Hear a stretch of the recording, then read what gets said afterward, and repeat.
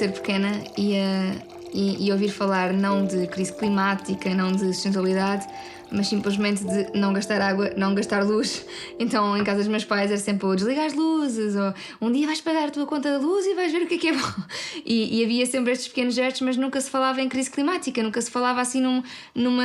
Era só sermos sensatos e responsáveis, não é? Eu acho que nós ambos ouvimos as nossas mães dizer: não se gasta papel vem das árvores. É sensatez, é perceber que nós estamos ligados à natureza, não é a natureza versus nós, não. Nós fazemos parte da natureza.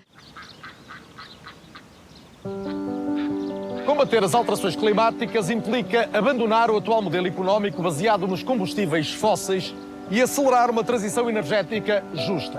E Portugal tem definida uma estratégia para o clima e para a energia em linha com os acordos internacionais assumidos. Para cumprir o Acordo de Paris, é necessário reduzir em 55% a emissão de gases com efeito de estufa até 2030, e isto por comparação com 1990, e também atingir a chamada neutralidade carbónica até 2050. Para a economia portuguesa, este caminho representa uma oportunidade de novos negócios baseados na gestão de recursos naturais. E será decisivo seguramente o contributo do sistema científico e tecnológico e de empresas inovadoras capazes de desenvolver produtos e serviços que possam competir no mercado internacional.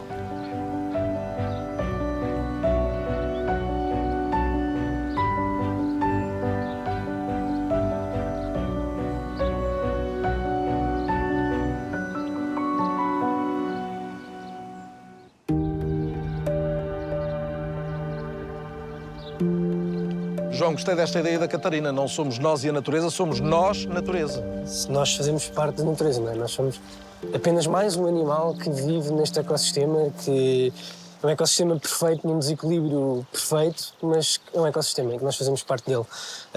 Com uma particularidade, nós somos seres racionais e podemos agir conforme a nossa racionalidade. E acho que já há muito tempo que estamos a agir de forma errada perante a natureza. E, Catarina, há aqui também uma oportunidade de negócio e vocês têm um exemplo concreto de transformar esta convicção nessa oportunidade. Que ideia foi essa? A economia circular é um dos grandes temas que nós temos hoje, precisamente porque existe uma oportunidade de negócio no não desperdício. Quando nós podemos vender um produto 2 vezes por estar a ser recondicionado, nós estamos a gerar dinheiro para a economia e estamos a melhorar aquilo que não deixamos. E nós somos exemplo para criarmos uma loja online, ou seja, é um negócio alinhado com estes princípios segundo os quais vivemos, com distribuidores, fornecedores, que também estão muito alinhados com estas questões de não exceder os limites do planeta, de tentar reaproveitar tudo ao máximo, de reciclar tudo, é contrariar esta tendência de descarte que existe na economia linear. E se eu pensar do ponto de vista de negócio, se eu vender o produto, o recondicionar e voltar a vender, eu vendo o mesmo produto 2 vezes. Portanto, conseguimos viver melhor, respeitando os limites do planeta, sem descurar a estabilidade económica. É uma bela mensagem que fica. Foi um gosto. Obrigada. Obrigado.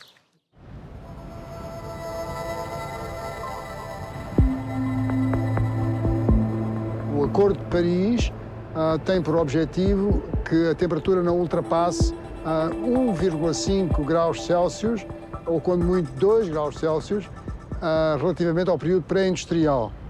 E isso significa que temos um determinado orçamento de carbono no que respeita às emissões. E esse orçamento de carbono está, evidentemente, sempre a diminuir à medida que vamos emitindo para a atmosfera, sobretudo com o uso dos combustíveis fósseis e também com a desflorestação. Se continuarmos a emitir ao ritmo a que estamos a fazer todos os anos, temos apenas 12 anos para conseguir esgotar esse orçamento. É realmente urgente fazer a transição energética, ou seja, descontinuarmos o uso dos combustíveis fósseis e passarmos a utilizar mais as energias renováveis e outras energias descarbonizáveis. É uma boa visão de longo prazo nós acabarmos com a utilização das energias fósseis. Pondo de parte a nossa utilização da energia de carvão, como pusemos em Portugal em 2021, temos agora em mãos ainda de energia fóssil a parte do gás natural e a parte dos produtos petrolíferos, portanto do que vem do petróleo para os transportes, que são dois pedaços que é difícil lidar.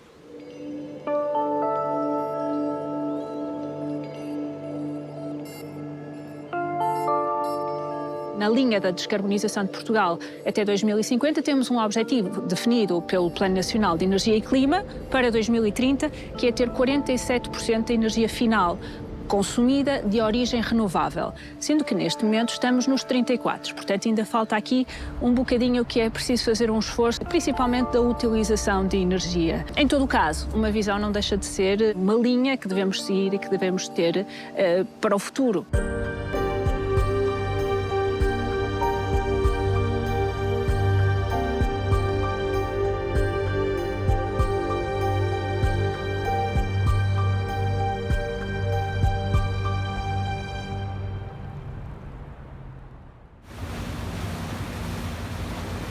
Este projeto é o maior projeto flutuante na Europa em barragens, que é um projeto de 5 megawatts com painéis fotovoltaicos flutuantes, hibridizado com a central hidroelétrica, ou seja, a sua energia, a energia que é exportada, é ligada diretamente à central hidroelétrica. Tem 4 hectares, que representa 0,01% da área total da barragem do Alqueva.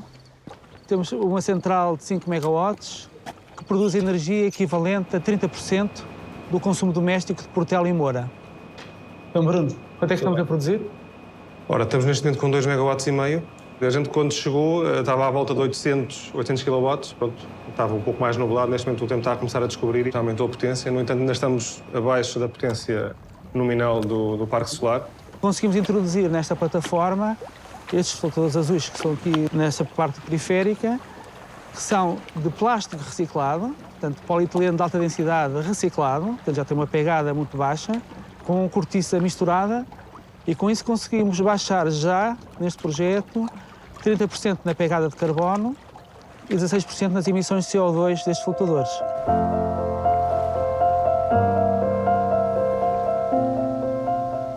Miguel, é exagero dizer que com este potencial da natureza e com uma tecnologia testada estamos a viver uma revolução? Eu acho que sim, este é um bom exemplo desta capacidade que temos em Portugal, e na EDP em particular, de inovação, e de juntar aqui uma tecnologia que parece óbvia e já é conhecida, que é o fotovoltaico, no meio nada óbvio, que é a água, e temos aqui a conjugação desta fonte de energia solar e eólica e também como fonte de baterias, do que chamamos de hibridização. Portanto, o que fizemos aqui foi juntar toda esta tecnologia no mesmo ponto de ligação, não fazendo novas linhas, portanto não tendo o impacto ambiental que as linhas têm, sem esses custos e, obviamente, sem o prazo que Mas demora a pode fazer. crescer, pode escalar. O que temos com este pequeno exemplo é a demonstração que podemos escalar para todas as albufeiras em Portugal e no mundo, por aí fora. Portanto, se voltarmos aqui daqui a 1 ano ou 2, é outra história. É outra história aqui, outras albufeiras em Portugal.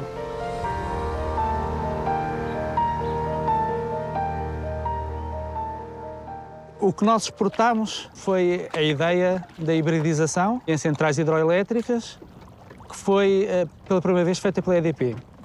E, portanto, a nível mundial, uma série de empresas que vieram tomar Portugal como um exemplo de penetração de renováveis e todo o know-how de engenharia que está por trás desta concepção e também uma maneira de estar, não é? Uma maneira de estar e olhar para os ativos e para o potencial que as renováveis têm.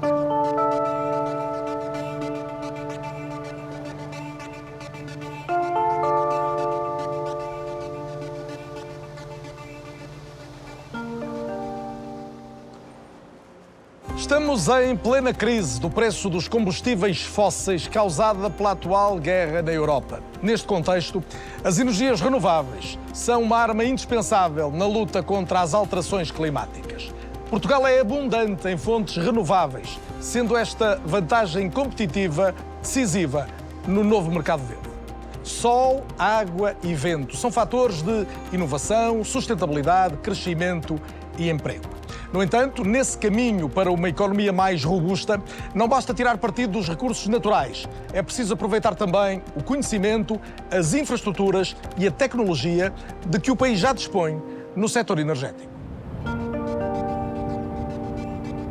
Apesar de nós termos acesso a todas estas energias primárias, como seja o sol, o vento, a água, o que é certo é que o acesso ao recurso não é por si só garantia de um crescimento económico. O que nós queremos é ter energia renovável, não imediatamente para exportar, mas para suprir as nossas importações, que somos das fósseis totalmente dependentes. E, portanto, suprindo essas importações e baixando os custos de produção, nós teremos uma vantagem. Porque, de facto, em termos das tecnologias utilizadas para produzir eletricidade de origem renovável, temos aqui alguma capacidade para o fazer, conseguimos ter uma vantagem competitiva dupla, não é? De exportar a própria tecnologia ao invés de exportar a energia em si.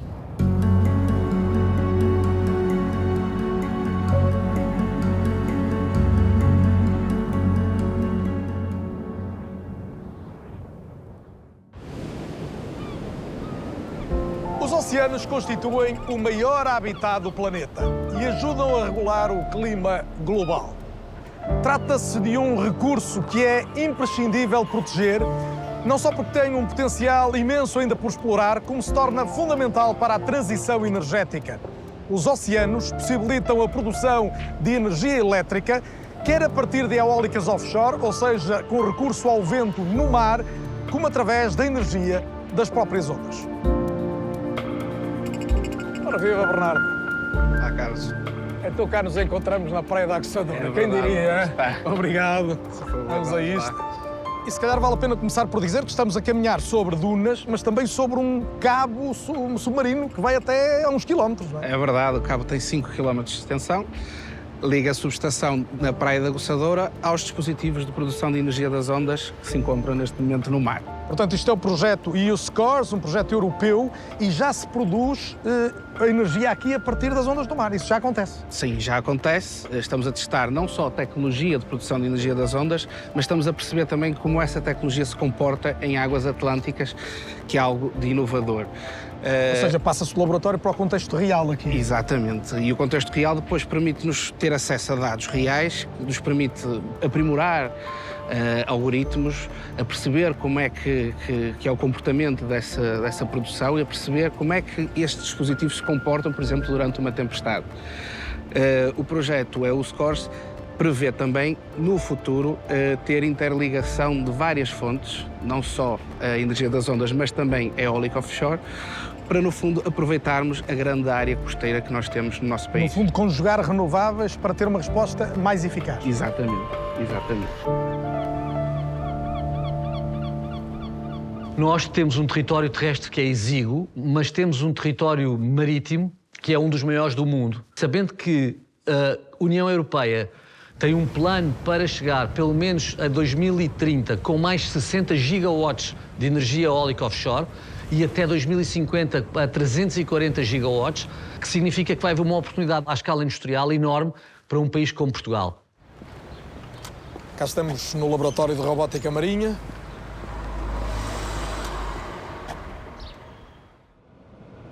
Luís, não há o passo seguinte, o que vimos junto ao mar, sem aquilo que acontece aqui. Exatamente. E o que é essencial? Aqui é onde nós desenvolvemos os protótipos e testamos antes de ir para o ambiente. Representa um grande ganho poder testar naquela circunstância. É absolutamente essencial. O que nós estamos a procurar é que este aproveitamento das energias marinhas reduza bastante o seu custo.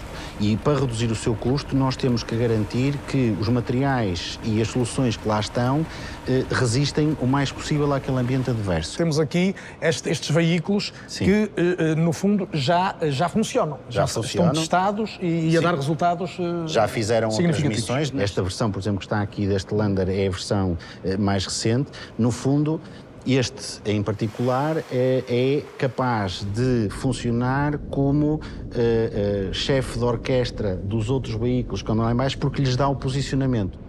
Ser a referência sinais, para várias é a referência do posicionamento para os outros, que depois andam nas infraestruturas a tirar as suas medidas. Podem ter câmaras, podem ter outro tipo de sensores, para nós percebermos como é que aquela infraestrutura se está a comportar naquele ambiente salino, agressivo, com as ondas e afins. Portanto, isto, no fundo, recolhe toda a informação que estes andam a fazer e nós depois conseguimos pegar nesses dados e dizer ao fabricante, olha, isto aqui não está bem, precisa de ser melhorado, precisa de fazer assim, precisa de fazer assim. Parece muito bem.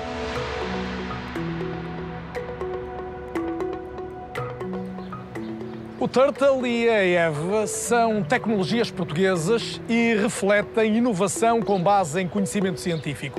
E neste campo são muitas as possibilidades que Portugal pode explorar. Tudo está literalmente em aberto.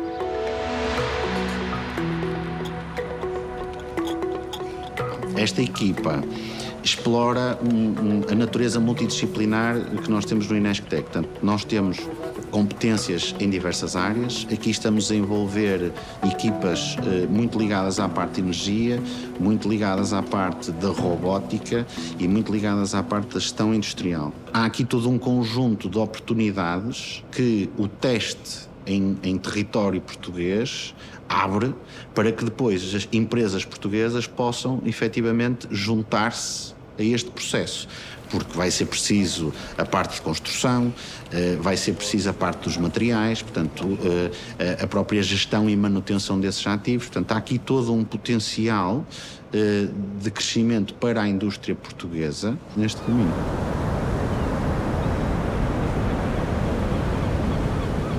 O mar é o principal sistema de suporte de vida no planeta. É o maior sistema do planeta, verdadeiramente, com 2/3 da superfície do planeta. Mais de 70% do planeta é mar. Nós vamos ter, obviamente, aqui uma oportunidade se conseguirmos fazer a dissociação entre desenvolvimento económico no mar e, de alguma maneira, degradação ambiental.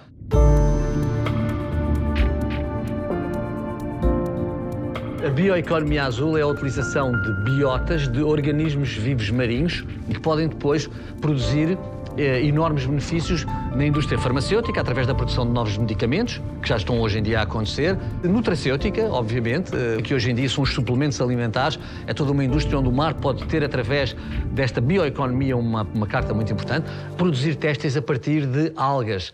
Isso será fundamental no futuro para podermos reduzir a utilização de recursos que são altamente penalizadores para o planeta, como o algodão, que consome muita água, que viaja de muito longe, e, portanto, produzir fibras têxteis a partir de algas vai ser uma realidade no futuro que irá revolucionar completamente a sustentabilidade de toda a indústria têxtil. O que é curioso é que a origem desta matéria-prima é o mar, e é neste sentido que nós dizemos que é uma biotecnologia azul, mas as suas aplicações são completamente transversais a toda a economia que existe e a todos os setores da economia, e é neste sentido que ela vai ser verdadeiramente um contributo fundamental para a sustentabilidade e para a economia verde do século XXI.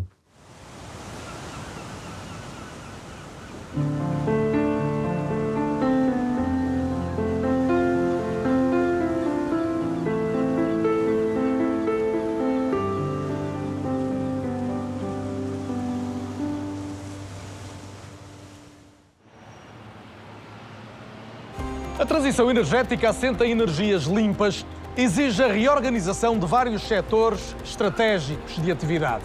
Um deles é o dos transportes. São essenciais para o desenvolvimento económico e para a coesão social, mas são também dos maiores consumidores de energia fóssil.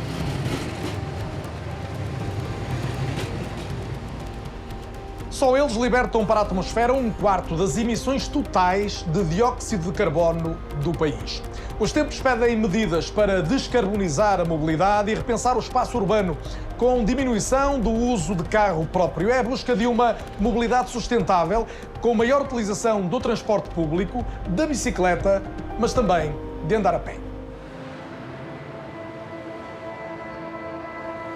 Se olharmos para o roteiro da neutralidade carbónica português, vemos que será necessário até 2050 reduzir em praticamente 98% as emissões que decorrem do sistema de mobilidade.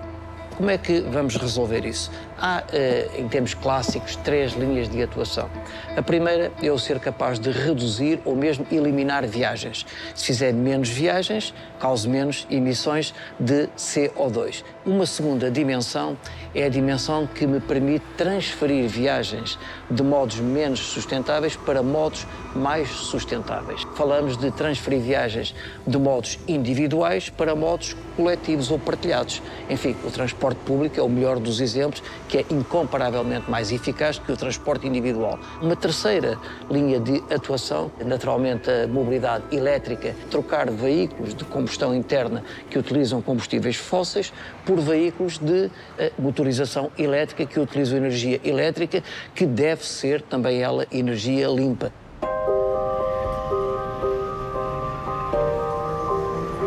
A mobilidade ferroviária em Portugal foi objeto de um grande desinvestimento ao longo de décadas. A verdade é que no passado desinvestiu-se, portanto reduziu-se a frequência, depois fecharam-se as linhas e as pessoas trataram de vida. O que é que fizeram? Viraram-se para o automóvel.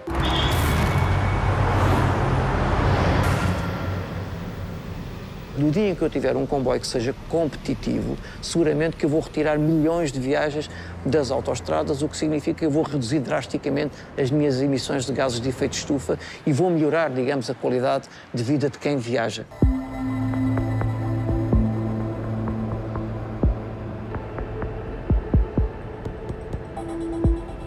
A maior parte da operação do setor de transportes depende de combustíveis fósseis.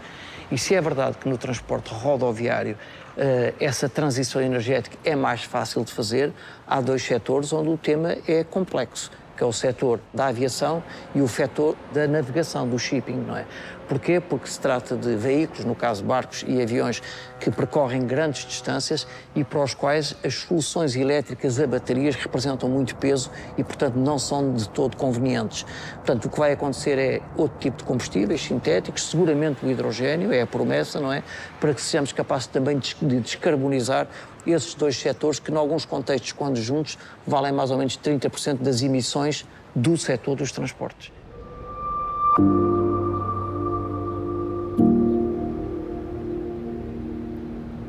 Os custos da transição energética são evidentes. Não há transição energética sem custos, nem descarbonização sem custos. O que importa aqui perceber é que os custos da alternativa são muito mais elevados. Portanto, os custos de nos adaptarmos a alterações climáticas descontroladas serão muito mais elevados, termos que suprir a produção agrícola que pode desaparecer, termos que repor infraestruturas que podem ser destruídas por inundações ou cheias ou incêndios, serão custos muito mais elevados e ineficientes até. Tudo o que são investimentos numa sociedade e numa economia mais eficiente cria oportunidades de produção industrial e de comércio muito mais eficiente e, portanto, isto cria uma nova riqueza, uma nova produtividade na nossa economia.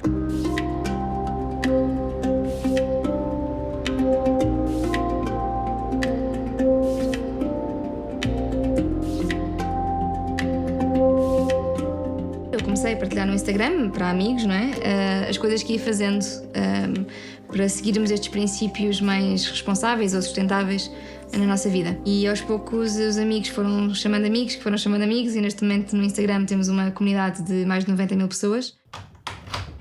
Como começaram a ser muitas pessoas, disse, ok, eu vou montar uma espécie de uma frente de loja digital, e a verdade é que o projeto cresceu muito. Olha, Mafalda. Na loja nós vendemos muitas coisas a granel, desde comida seca, detergentes, a shampoos, a gel de banho, etc. E todo o transporte é feito através de embalagens reutilizadas. Nós recebemos muitas vezes fotografias de clientes nossos de repente receberam uma encomenda de shampoo numa caixa de bombons. E é engraçado, ou numa caixa de cereais, ou nós enviamos inclusivamente em caixas da nossa concorrência. Não tem mal, é mesmo assim, e achamos que eles também deveriam fazer o mesmo, e muitos deles já começaram a fazer o mesmo, portanto, que é ótimo, porque assim acho que todos contribuímos para o mesmo bem comum, não é? Nós acreditamos que Portugal tem de se posicionar nesta nova economia descarbonizadora, que é para onde vai o século XXI, e é onde vão estar os mercados, operadores. E é nesse sentido que era muito importante que o nosso país, que chegou tão atrasado ao século XIX e tão atrasado ao século XX, não chegue desta vez atrasado ao século XXI e faça as opções que são fundamentais para sermos um dos países da frente naquilo que vai ser o século XXI e que vai ser seguramente o século da descarbonização.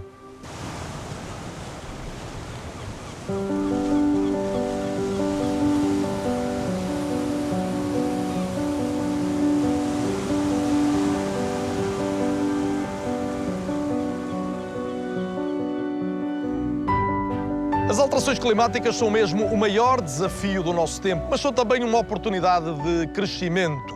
Uma economia sustentável só é possível se aproveitarmos bem os recursos naturais disponíveis. No caso português, trata-se de rentabilizar o sol, o vento e o mar através da tecnologia e da investigação, que farão deles uma vantagem competitiva. Só assim teremos uma economia capaz de criar mais riqueza e gerar emprego mais qualificado. Mas isso envolve um compromisso de todos, do Estado, que tem que garantir uma transição energética justa através de uma regulação eficaz, das empresas, que devem descarbonizar as cadeias de valor, e dos cidadãos, que devem alterar comportamentos e hábitos de consumo. Assim, Portugal estará capaz de atacar um futuro que se pretende mais verde e limpo e de garantir sustentabilidade social, económica e ambiental para as próximas gerações.